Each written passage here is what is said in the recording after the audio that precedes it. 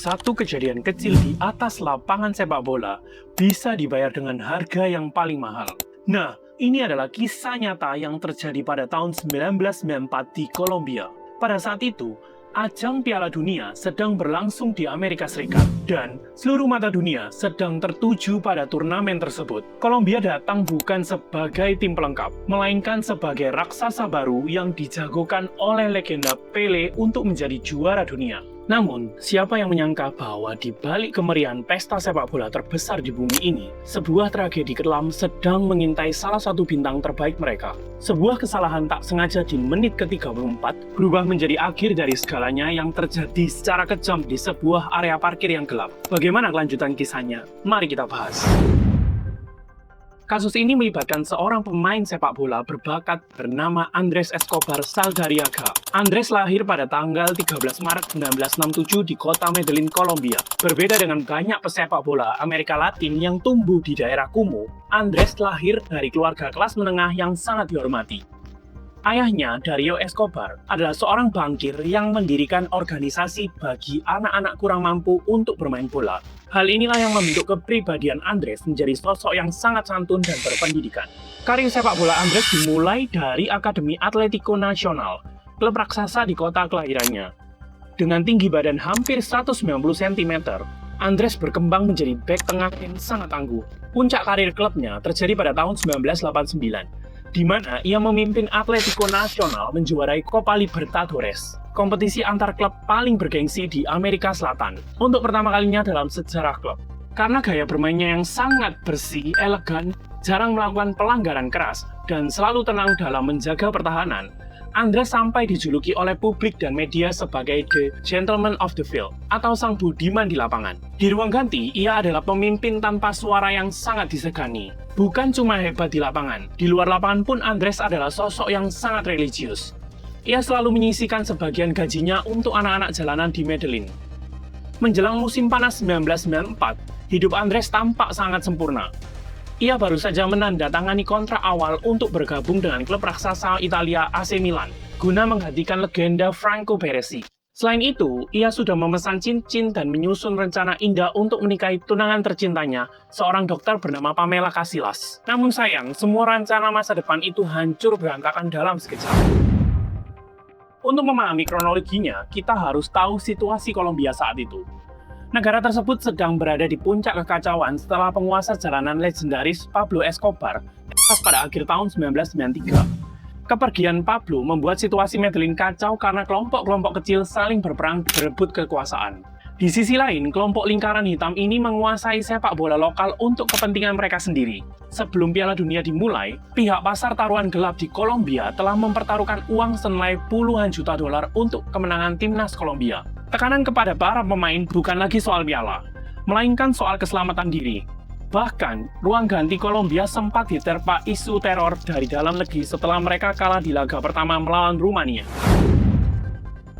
Kronologi petaka ini memuncak pada tanggal 22 Juni 1994. Timnas Kolombia harus menghadapi tuan rumah Amerika Serikat di Stadion Rose Bowl, California. Laga ini menjadi laga hidup mati bagi Kolombia. Jika kalah, mereka dipastikan angkat koper. Para pemain masuk ke lapangan dengan mental yang terguncang akibat teror yang dikirimkan ke hotel mereka. Pertandingan pun berjalan dengan tensi sangat tinggi. Masuk di menit yang ke-34, gelandang Amerika Serikat Don Harkes bergerak di sisi kiri pertahanan Kolombia. Ia melepaskan sebuah umpan silang lambung yang tajam dan logik, mengarah tepat ke striker Amerika yang sudah bersiap di depan gawang. Melihat bahaya besar mengancam, Andrés Escobar yang berada di posisi paling dekat secara refleks menjatuhkan badannya, meluncur di atas rumput dan menjulurkan kaki kirinya demi menghalau bola. Tapi di detik itulah takdir yang kejam bekerja.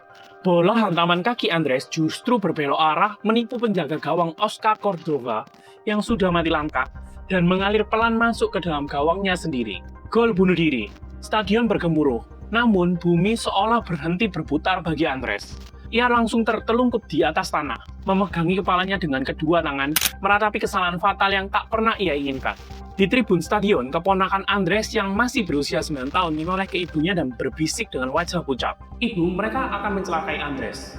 Kolombia akhirnya kalah dengan skor 1-2 di laga itu, dan resmi tersingkir dari Piala Dunia akibat kesalahan manusiawi tersebut.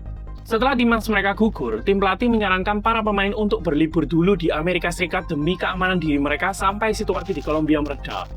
Namun, Andres Escobar menolak ketakutan itu.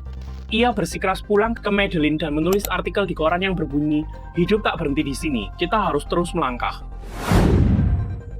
10 hari setelah kepulangannya, tepatnya pada malam tanggal 1 Juli 1994, Andres memutuskan untuk pergi keluar demi menjernihkan pikirannya.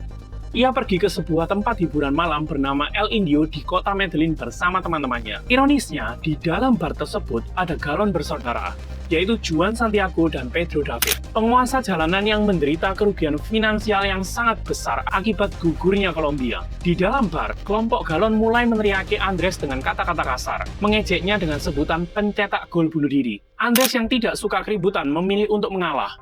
Sekitar jam 3 dini hari pada tanggal 2 Juli, Andres berpamitan dan berjalan sendirian menuju mobil miliknya di area parkir yang remang-remang. Namun, kelompok galon ternyata mengikutinya. Mereka mengepung mobil Andres.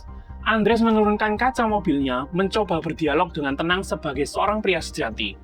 Ia berkata, "Tolong hargai saya, gol itu adalah murni kecelakaan. Sebuah kesalahan manusiawi." Bukannya mereda, situasi justru semakin memanas. Adu mulut tak terhindarkan. Tiba-tiba, seorang pengawal galon bersaudara yang bernama Humberto Castro Pulo naik ke depan jendela mobil, dan tanpa ragu ia mengeluarkan alat berbahaya miliknya. 6 serangan jarak dekat dilepaskan langsung, menembus dada Andres Escobar yang masih terduduk di kursi kemudi. Menurut laporan para saksi mata, sang pelaku dengan kejam berteriak, "Gol!" dengan nada panjang menirukan gaya komentator sepak bola di setiap letupan yang ia lepaskan. Setelah melakukan aksi nekat tersebut, kelompok tersebut langsung kabur meninggalkan tempat kejadian. Andres yang terluka parah sempat dilarikan ke rumah sakit oleh beberapa orang di sekitar lokasi. Namun sayang, 45 menit kemudian, sang budiman di lapangan itu dinyatakan telah tiada. Kepergian Andres Escobar memukul hancur jantung seluruh masyarakat Kolombia dan dunia internasional. Lebih dari 120.000 orang turun ke jalan, menangis, mengantarkan sang kapten ke peristirahatan terakhirnya dalam sebuah upacara penghormatan negara. Sang pelaku, Humberto Castro Munoz, berhasil diamankan pihak berwajib malam itu juga dan dijatuhi hukuman 43 tahun penjara. Namun, karena hukuman setempat yang lemah pada saat itu, ia dibebaskan hanya setelah menjalani 11 tahun masa tahanan karena alasan kelakuan baik. Sebuah ketidakadilan yang menyisakan luka mendalam bagi tunangan dan keluarga Andres. Sementara itu, galon bersaudara yang menjadi otak provokasi hanya dijatuhi hukuman ringan berupa tahanan rumah.